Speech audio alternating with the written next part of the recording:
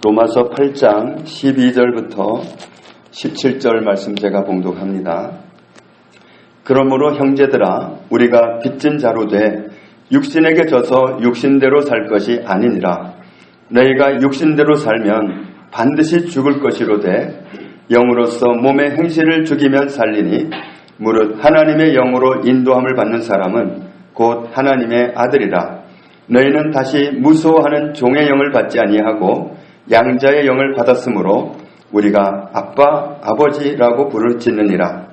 성령이 친히 우리의 영과 더불어 우리가 하나님의 자녀인 것을 증언하시나니 자녀이면 또한 상속자, 곧 하나님의 상속자요 그리스도와 함께한 상속자니 우리가 그와 함께 영광을 받기 위하여 고난도 함께 받아야 할 것이니라. 아멘.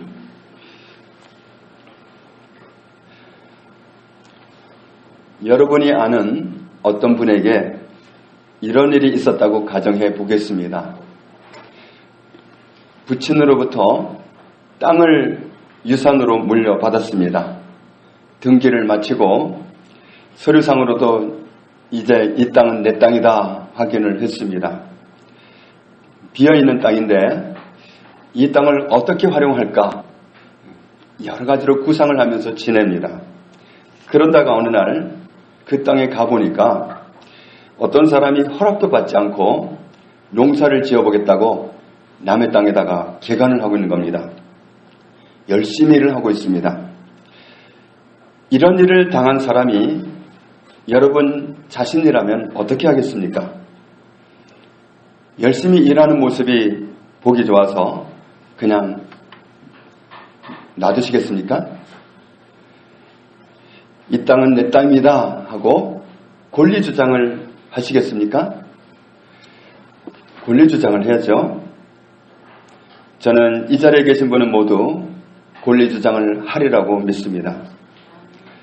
그렇지만 세상에는 부친이 유산으로 물려준 것을 도둑질 당하고도 권리주장을 하지 않는 사람들이 상당히 많이 있습니다. 어떤 분이 친구한테 예수님 믿자고 전도를 했더니 그날부터 한동안 전화를 안 받더랍니다. 그런 말 듣기가 싫다고. 예수님은 이렇게 말씀하십니다.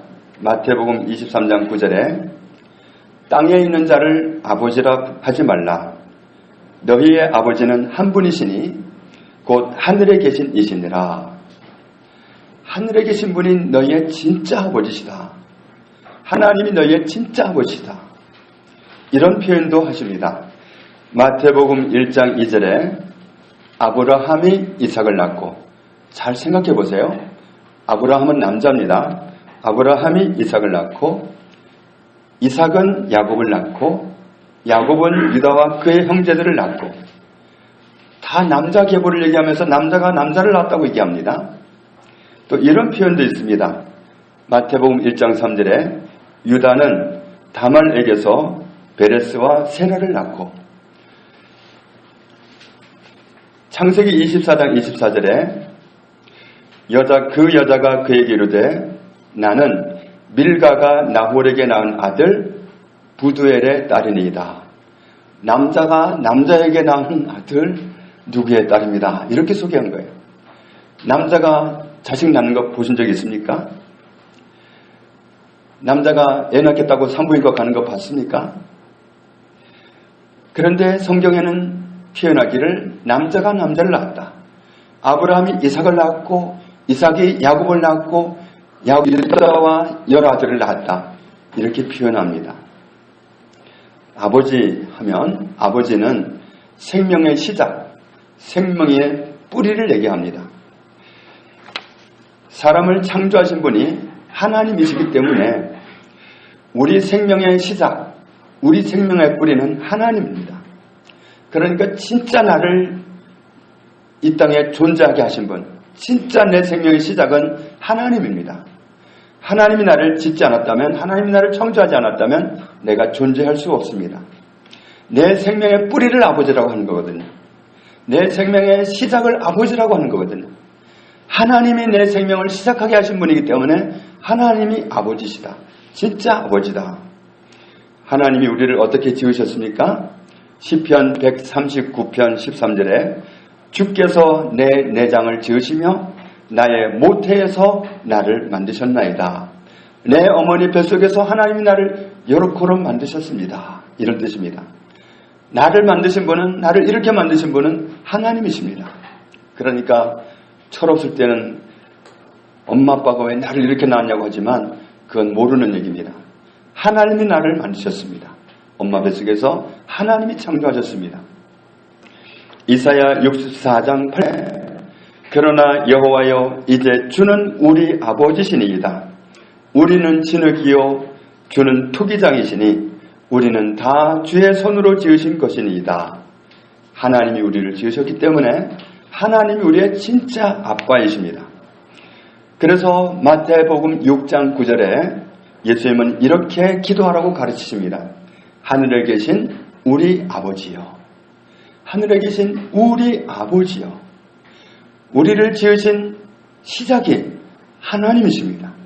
그래서 하나님을 향해서 아버지 하고 나가라는 말씀입니다. 마태복음 7장 11절에 너희가 악할지라도 좋은 것으로 자식에게 줄 알거든 하물며 하늘에 계신 너희 아버지께서 구하는 자에게 좋은 것으로 주시지 않겠느냐. 하늘에 계신 너희 아버지께서 구하는 자녀에게 좋은 것으로 주십니다. 알고 보면 하나님은 만물을 지으신 창조주이시고 모든 사람을 만드셨기 때문에 모든 사람의 아버지이십니다. 믿는 사람이나 믿지 않는 사람이나 하나님이 다 만드셨어요. 그래서 모든 사람에게 아버지는 하나님이에요. 그러니까 우리가 전도할 때 하나님 믿자, 예수님 믿자 하는 얘기는 욕하는 얘기가 아니라 진짜 내 생명이 시작되시는 너의 아버지를 찾아라 하는 얘기예요. 몰라서 전화를 안 받고 그러지 진짜 알면 얼마나 감사한 일입니까?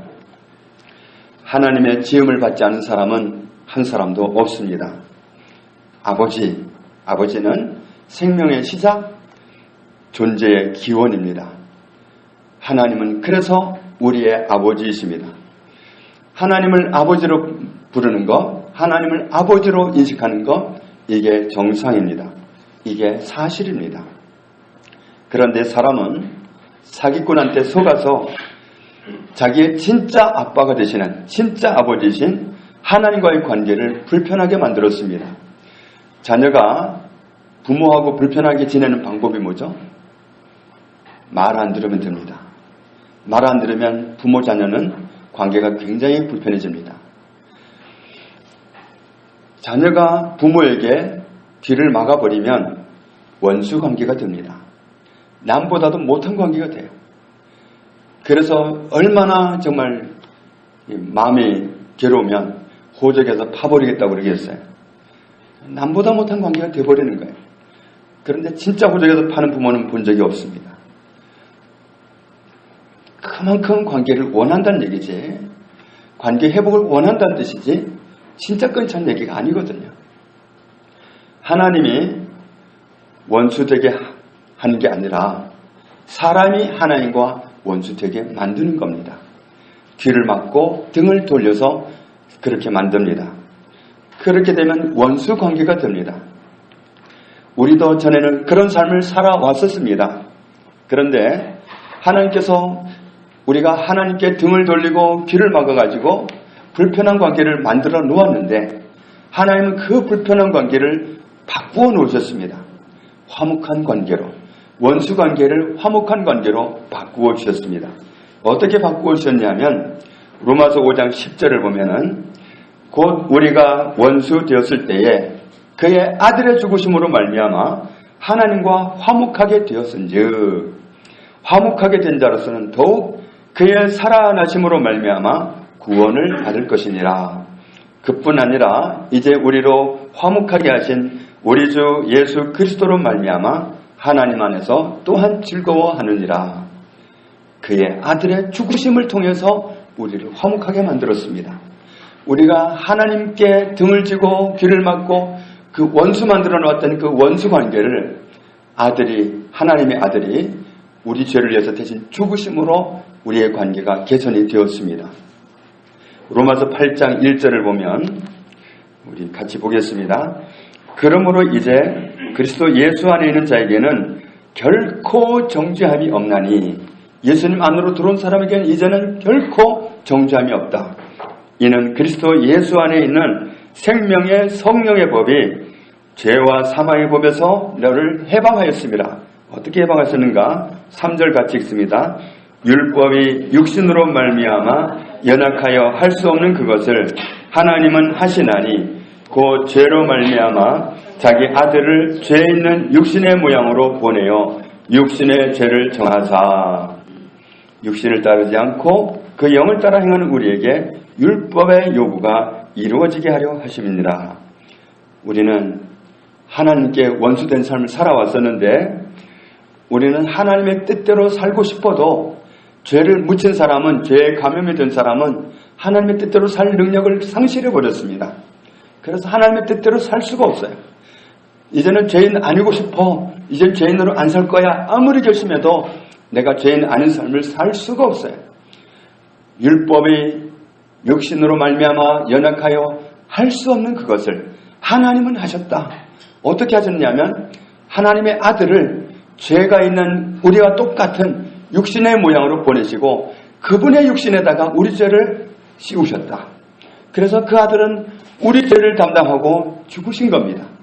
그가 찔림은 우리의 허물 때문이요 그가 상함은 우리의 죄악 때문이라. 그가 징계를 받음으로 우리가 평화를 누리고 그가 채찍에 맞음으로 우리가 나음을 입었느니라. 하나님은 우리의 죄를 아들을 육신에 있는 모습으로 보내셔서, 우리가 똑같은 모습으로 보내서 아들의 육신에다가 우리 죄를 넘어주셨어요. 넘겨주시고는 아들이 우리 죄 때문에 십자가에 죽으신 거예요. 하나님의 아들이 십자가에 우리 죄 때문에 죽으셨기 때문에 우리의 죄는 아들에게 옮겨다가 가지고 없어져 버렸습니다. 우리는 죄 없는 사람이 되어버린 거예요. 정말 하나님 앞에 지독하게 말 안 듣고 살던 그런 우리의 죄가 하나님의 아들의 죽음을 통해서 해결되었습니다. 그래서 하나님은 우리의 죄가 아들을 통해 해결되었기 때문에 더 이상 우리의 죄를 우리에게 묻지 않으십니다. 너 옛날엔 너 말 안 들었어, 이리 와봐. 하나님은 절대로 그렇지 않습니다. 아들을 통해서 다 해결을 해놓으셨기 때문에, 예수님을 통해 다 해결해 놓으셨기 때문에 우리의 죄를 우리에게서 찾지 않으십니다. 당신의 아들을 통해서 다 해결됐다는 사실을 아시기 때문에 우리를 화목한 관계로 받아주십니다. 오늘 우리가 읽은 본문에 이렇게 말씀합니다. 우리는 빚진 사람이다. 우리는 실컷 죄짓고 실컷 말 안 듣고 원수관계를 만들고 살아왔는데 하나님은 당신의 흠없는 아들을 보내서 우리의 죄를 그 아들을 통해서 다 없애주셨습니다. 우리는 그래서 빚진 사람입니다. 내가 하나님께는 아무것도 잘한 게 없습니다. 하나님의 아들이 오셔서 내 그 흙탕물 같은 그 수치스러운 죄를 다 뒤집어쓰고 온갖 수모와 괴로움을 당한 끝에 내 죄를 위해 죽임을 당하셨습니다. 하나님은 그 아들이 내 죄를 도말하신 그것 때문에 나를 화목하게 받아주신 겁니다. 그래서 우리는 빚진 사람이다. 전에는 하나님을 거역하고 살아왔었지만, 원수로 살아왔었지만 우리의 죄를 아들을 통해서 해결을 해주셨기 때문에 우리는 하나님 앞에 은혜를 입었고 빚을 진 사람입니다. 우리가 왜 원수로 살아왔습니까? 육신에 매여서 그랬습니다. 내 육신이 원하는 삶을 사는 게 하나님께는 등을 지는 삶입니다. 우리 육신은 하나님께 순순하고 하나님께 순종하고 그런 삶을 살도록 설계가 되어 있지 않습니다. 우리의 육신은 하나님과 반대길로 가는 그런 성질을 가지고 있어요. 그래서 자기 육신에 충실하면 하나님과 원수가 됩니다. 내 육신이 원하는 대로 하면 우리는 하나님께 하나도 잘할 수 있는 게 없습니다. 내 육신은 세상으로 가게 돼 있고, 내 육신은 탐욕으로 가게 돼 있고, 내 육신은 죄로 가게 돼 있어요. 내 육신은 사탄의 유혹에 말려들게 돼 있고, 내 육신은 하나님이 원하시는 길을 달리할 수밖에 없는 그런 성질을 가지고 있어요. 타락한 육신은 원수에게 잡혀 있어서 우리는 원수에게 잘 휘둘립니다. 그래서 우리는 하나님께 빚진 사람으로 살아왔다. 우리는 빚을 진 사람이다. 더 이상은 육신에 매인 삶을 살지 말자. 더 이상은 죄를 짓고 살지 말자. 13절에 육신대로 살면 죽음으로 끝난다. 육신이 원하는 삶을 살면 그 끝이 멸망입니다. 그래서 더 이상은 육신에 매여 살지 말고 육신이 원하는 삶을 살지 말고 영이신 하나님을 따르고 육신의 소원을 육신의 소욕을 거절하라. 그러면 산다. 이렇게 말씀합니다. 14절을 보면 누가 하나님의 사람이냐 하면 누가 하나님의 사람이죠? 교회 다니는 사람이 하나님의 사람이 아니라 하나님의 영으로 인도함을 받는 사람이 하나님의 사람입니다. 우리가 하나님을 믿을 때 하나님은 성령을 우리에게 주셨습니다. 나 이제부터 예수님 믿겠습니다. 나 이제부터 하나님 믿겠습니다 하고 결심하는 순간에 하나님은 하나님의 영 성령을 우리 안에 보내주십니다. 성령님이 와 계시기 때문에 그때부터 우리는 내 안에 계신 성령님을 따라 살 수 있어요. 하나님의 영을 따라서 살 수 있어요. 하나님의 영은 죄된 길로는 절대로 이끌지 않습니다. 하나님의 영은 하나님께 순종하는 길로 이끕니다. 살 길로 이끕니다. 영생하는 길로 이끕니다. 하나님을 기쁘시게 하는 길로 이끕니다. 그래서 내 안에 와 계시는 성령님을 따르면 그 사람이 하나님의 아들이다. 하나님의 영을 모시고도 내 길을 갈 수 있어요. 하나님의 영을 모시고도 영을 따르지 않고 성령님을 따르지 않고 내 육신이 원하는 삶을 얼마든지 결정할 수 있어요. 그렇지만 육신을 따르는 길은 그 끝이 사망입니다. 그래서 영을 따르는 삶을 살아라 하시는 겁니다. 15절에 보면 더욱이 우리는 우리 안에 와 계시는 성령님이 어떤 영이냐 하면 양자의 영입니다. 우리로 하여금 하나님의 양자가 되게 한 영입니다. 그 영을 받았기 때문에 우리는 하나님을 어떻게 부른다고 했죠? 아빠, 아버지. 하나님을 아빠라고 불러야 돼요. 하나님을 아버지라고 불러야 돼요. 하나님은 우리에게 정말 부들부들 떨리고 감히 쳐다도 볼 수 없고 감히 이름도 못 부르고 그런 대상이 아니라 우리의 아빠이십니다. 아빠, 아버지이십니다. 우리는 아빠, 아버지라고 하나님을 부를 수 있는 그런 엄청난 위치에 와 있습니다. 16절 말씀에 우리 안에 와 계시는 성령님은 우리가 하나님의 자녀라는 사실을 증언해 주십니다. 요한복음 1장 12절에 영접하는 자, 곧 그 이름을 믿는 자들에게는 하나님의 자녀가 되는 권세를 주셨다고 말씀합니다. 예수님을 모시고 사는 사람, 예수님을 믿고 살기로 결정한 사람에게는 하나님의 자녀라는 신분을 이미 주셨습니다. 예수님을 믿는 우리가 벌써 하나님의 자녀가 된 사실을 믿습니다. 17절 같이 읽겠습니다. 자녀이면 또한 상속자, 곧 하나님의 상속자요 그리스도와 함께한 상속자니 우리가 그와 함께 영광을 받기 위하여 고난도 함께 받아야 할 것이니라. 아멘. 자녀이면 상속자이다. 자녀이면 상속자입니다. 상속자란 얘기는 상속을 받는 사람이란 뜻입니다. 그런데 누구로부터 상속을 받느냐 하면 하나님의 상속자다. 하나님으로부터 상속을 받습니다. 세상에서는 자기 부모가 돌아가셔야 상속을 받습니다. 그러나 하나님은 돌아가시는 분이 아니기 때문에 죽으시는 분이 아니기 때문에 우리는 영원히 상속을 받습니다. 하나님을 아버지로 모신 순간부터 땅에 산 동안에도 이 땅을 떠나서도 영원히 하나님의 상속자입니다. 저와 여러분은 하나님의 상속자인 것을 믿습니다. 하나님으로부터 상속을 받습니다. 그리고 누구와 함께하는 상속자입니까? 그리스도와 함께한 상속자다. 그리스도가 하나님의 아들로서 상속을 받는 것과 똑같이 나도 하나님의 아들로서 똑같이 상속을 받는다는 말씀입니다. 그러면 상속받느냐? 야고보서 2장 5절에 보면 하나님의 나라를 상속받는다. 하나님의 나라를 상속받습니다. 하나님의 나라는 천국입니다. 천국을 상속받습니다. 우리가 하나님의 자녀가 되는 순간에 하나님의 나라를 상속받았습니다. 그래서 물론 이 땅을 떠나면 어디로 가요? 상속을 받았으니까 천국을 갑니다. 그러나 가서만 천국이 아니에요. 이 땅에 사는 동안에도 이미 하나님을 모신 순간부터 천국입니다. 우리는 하나님의 나라를 이미 상속받은 사람입니다. 천국을 누리고 살아야 돼요. 천국에서 주시는 모든 것을 누리고 사는 천국을 상속받은 사람입니다. 그런데 우리가 이미 천국을 상속받았고 또 죽어서도 실제로 누릴 천국으로 가게 되겠지만 우리가 상속받은 천국을 잃게 하는 길도 있어요. 어떻게 하면 천국을 잃어버리냐면 고린도전서 6장 9절에 나오기를 불의한 자가 하나님의 나라를 유업으로 받지 못할 줄을 알지 못하느냐.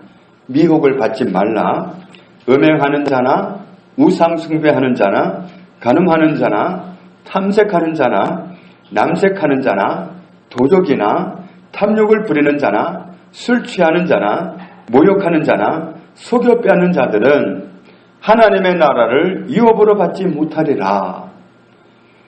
여기에 들어있는 항목들을 우리가 깊이 새겨들 줄 압니다.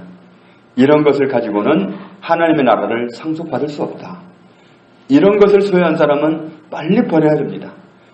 버려야 하나님의 나라가 내 것입니다. 에베소서 5장 5절에도 음행하는 자나 더러운 자나 탐하는 자, 곧 우상숭배자는 탐하는 게 우상숭배입니다. 우상에게 절하는 것도 우상숭배고 탐하는 것도 우상숭배입니다. 하나님 아닌 다른 것을 갖고 싶어서 정말 그 욕심을 불태우고 사는 그것은 우상숭배입니다. 이런 사람은 다 그리스도와 하나님 나라에서 기업을 얻지 못하리라. 하나님의 나라를 잃어버리게 하는 이런 것들 우리는 버려야 됩니다. 버리지 않으면 정말 곤란합니다. 죽소서 죄줄 필요가 없습니다. 하나님의 나라를 얻어야지 정말 그 잠시 달콤한 것 그것 때문에 하나님의 나라를 잃어버린다는 거 말도 안 되는 일입니다. 마태복음 5장 5절에 온유한 자는 무엇을 기업으로 받는다고 했죠? 땅을 기업으로 받는다. 온유한 자는 부드러운 사람입니다. 부드러운 사람은 순종을 잘하는 사람입니다. 하나님께 순종적으로 사는 사람은 땅을 상속받는다. 땅을 많이 소유하기 위해서 노력하는 사람들 많이 있습니다. 그러나 하나님께 순종을 잘할 수 있으면 진짜 온유한 사람이 되면 하나님이 땅을 주십니다. 내가 땅을 차지하려고 험부림치고 하면 정말 쬐끔 얻을 수 있을지 몰라도 하나님께 정말 순종적인 자리로 돌아가면 하나님이 땅을 주십니다. 역사 이래로 하나님께 정말 순종을 잘했던 사람은 다 땅을 상속받은 사람들입니다. 하나님의 약속은 변함이 없습니다. 또 이런 약속도 있죠. 부모를 공경하라. 그러면 네가 장수하리라 그랬는데 정말 하나님은 얼마나 정확하신지 하나님은 믿는 사람이 효도하면 그런 사람에게 장수하게 하실까? 그러시겠죠. 그런데 하나님을 믿지 않는 사람도 부모를 잘 공경하니까 그 사람도 그 공경의 대가를 주시더라고요. 부모 잘 공경한 사람은 장수하게 하시더라고요. 하나님은 정확하신 분이에요. 그러니까 하나님 앞에 말 잘 듣는 사람으로 정말 순종적인 사람으로 온유한 사람으로 돌아가면 하나님이 땅을 주십니다. 내가 땅 차지하고 싶어서 불 켜고 살 필요가 없습니다. 내가 하나님께 순종하는 그 자리 정말 온유한 자리로 돌아가면 하나님이 땅을 주십니다. 땅을 기업으로 주신 하나님의 은혜를 저와 여러분이 다 누릴 수 있기를 원합니다. 로마서 4장 13절에 보면 아브라함이나 그 후손에게 세상의 상속자가 되리라고 하신 언약은 율법으로 말미암은 것이 아니요 오직 믿음의 의로 말미암은 것이라. 하나님은 아브라함을 찾아가셨습니다. 아브라함은 그때 삶의 기반을 탄탄하게 가진 사람이었습니다.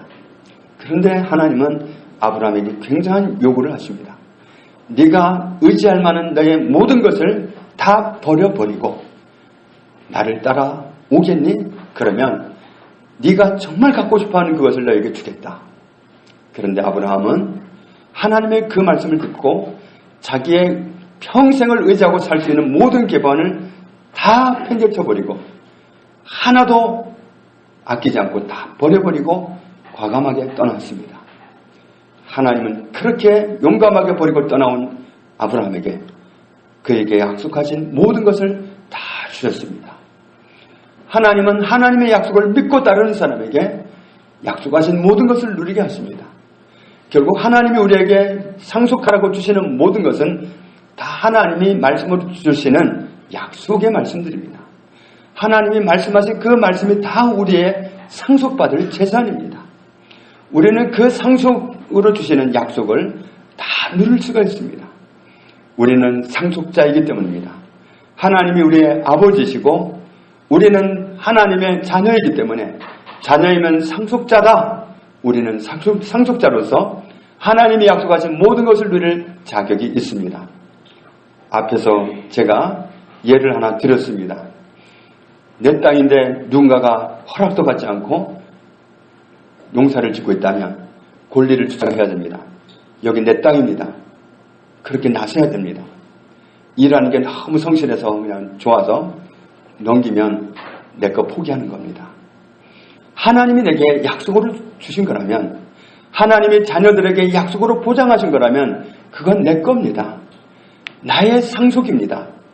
그런데 내가 상속으로 누려야 할 것을 원수가 차지하고 있다는 사실을 안다면 우리는 주장해야 됩니다.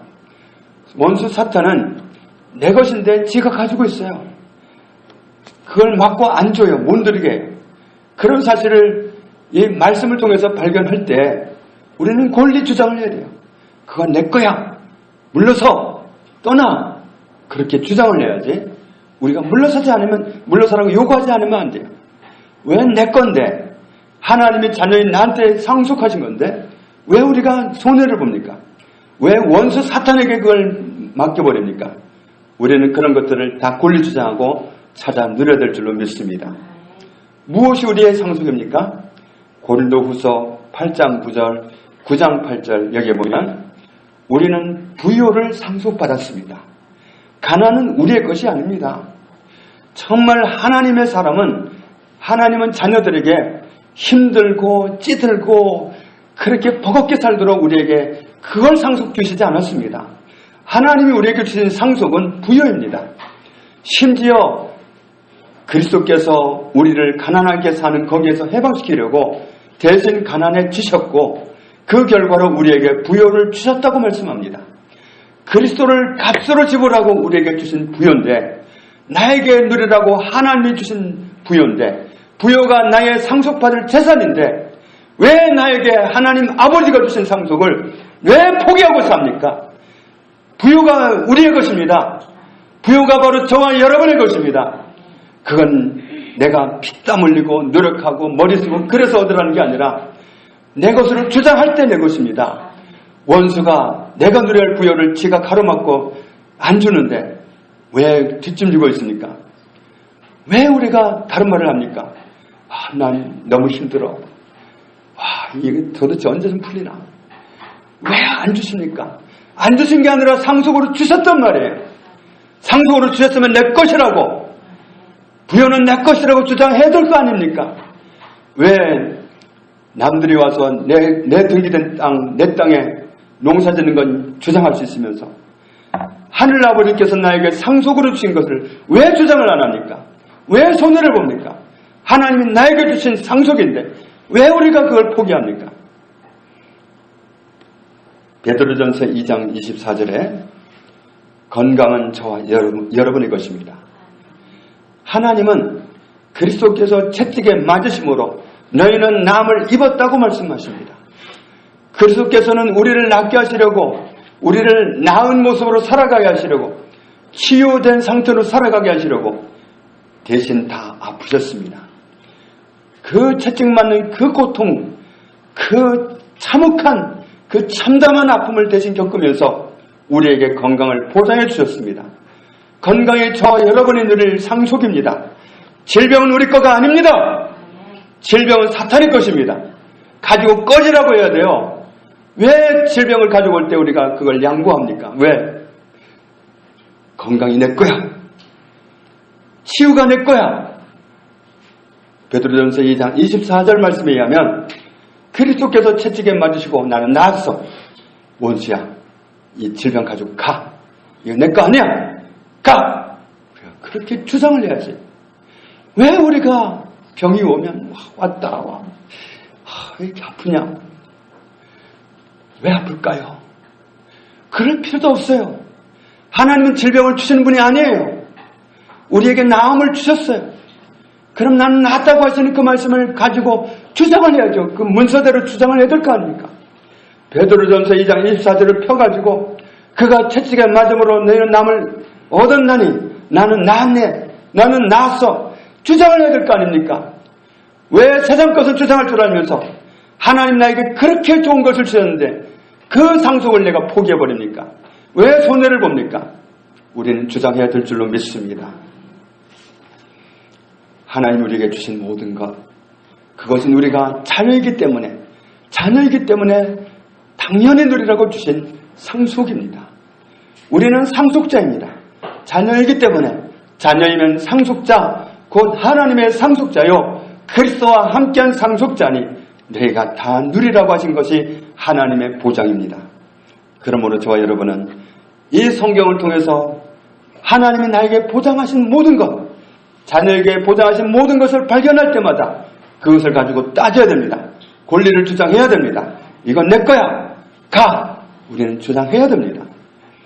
우리는 세상 것만 주장하는 게 아니라 정말 하나님이 주신 왜 그 좋은 것을 주장하지 않습니까?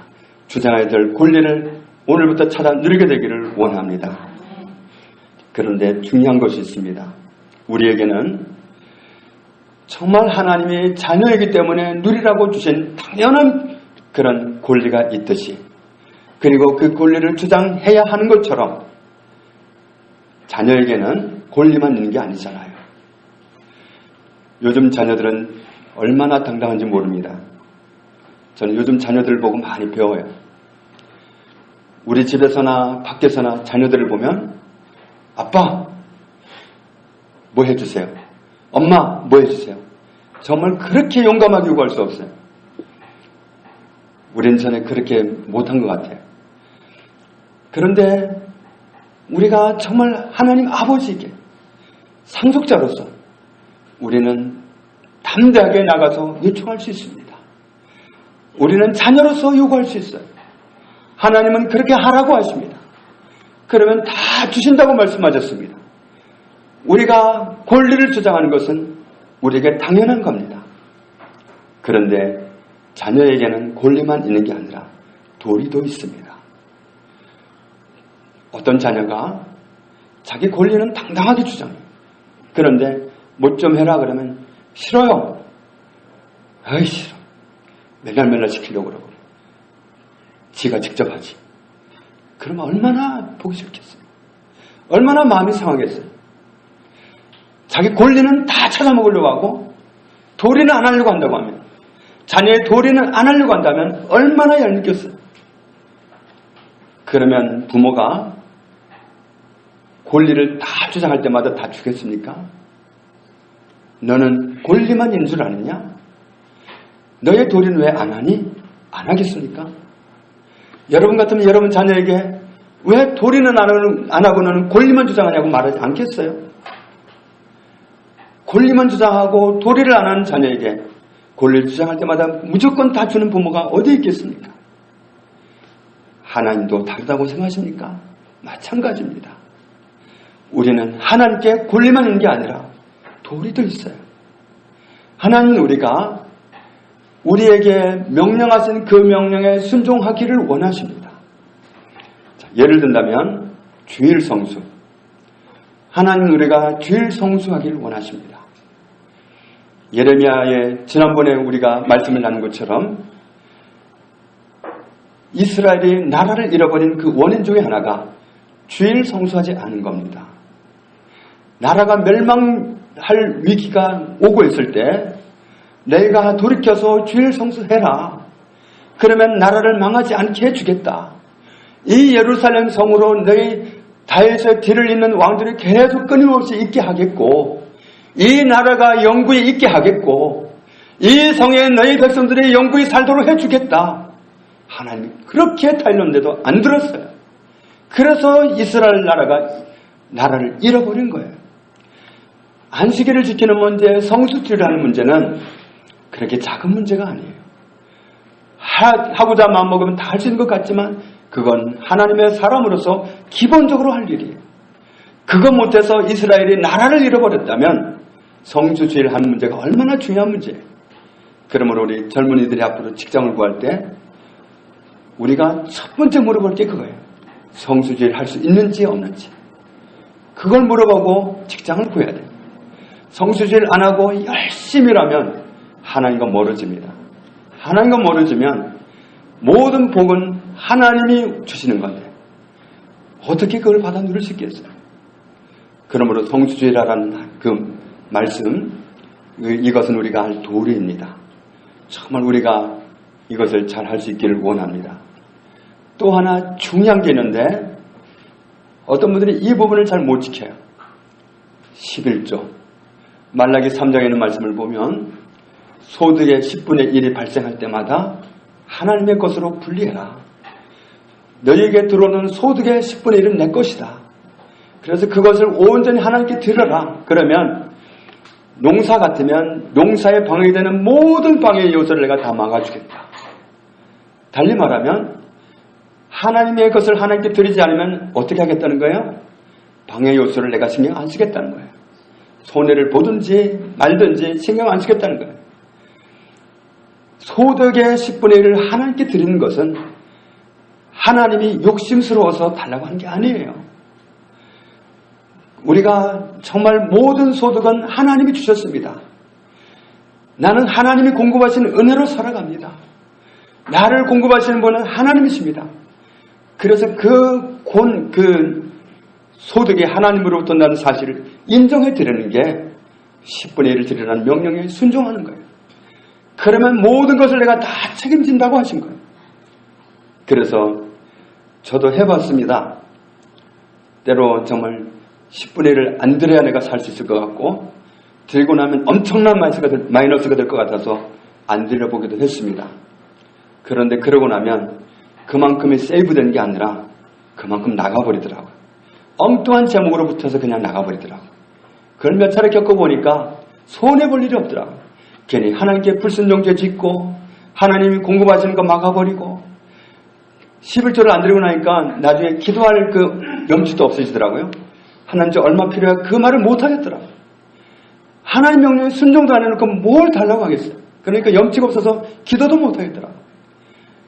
몇 번 그렇게 경험을 해보니까 물론 경험해본 분들이 더 있으시겠지만 그때부터는 물리지 않기로 했습니다. 하나님이 우리에게 요구하시는 기본적인 사항이 있습니다. 그것은 우리가 할 도리입니다. 도리는 하는 것이 중요합니다. 왜냐하면 잠언 28장 9절에 이렇게 말씀합니다. 사람이 귀를 돌려 율법을 듣지 아니하면 그의 기도도 가증하니라. 말씀을 듣지는 않고 하나님 부탁하는데 명령하시니까 그건 듣지 않고 내 하고 싶은 말만 쏟아낸다면 그 기도는 가증하다. 하나님이 말씀하실 때 모든 명령은 나를 부담 주려는 것도 아니고 나를 망하게 하려는 것도 아니고 다 반대로 해석하시면 됩니다. 정말 축복하고 싶어서 주시는 말씀이기 때문에 순종하면 축복입니다. 순종을 드리고 하나님이 약속하신 모든 보장, 모든 상속을 다 받아 누릴 수 있는 저와 여러분이 다 되기를 주님의 이름으로 축복합니다. 하나님 아버지 감사합니다. 우리를 하나님과 화목하게 해주시고 하나님의 자녀 되게 하신 것을 감사합니다. 자녀이면 상속자요, 하나님으로부터 모든 것을 상속받는 상속자요, 그리스도와 동일하게 상속을 받는 은혜에 있게 된 것을 감사합니다. 우리가 약속하신 모든 상속을 원수에게 뺏기지 않고 주장하기 원합니다. 권리를 행세하기 원합니다. 뿐만 아니라 내가 할 도리도 다 찾아 들을 수 있기 원합니다. 그래서 우리에게 보장하신 모든 상속을 일생을 다 누리고 살아가는 저희들 다 되게 하여 주옵소서. 예수님 이름으로 기도합니다. 아멘.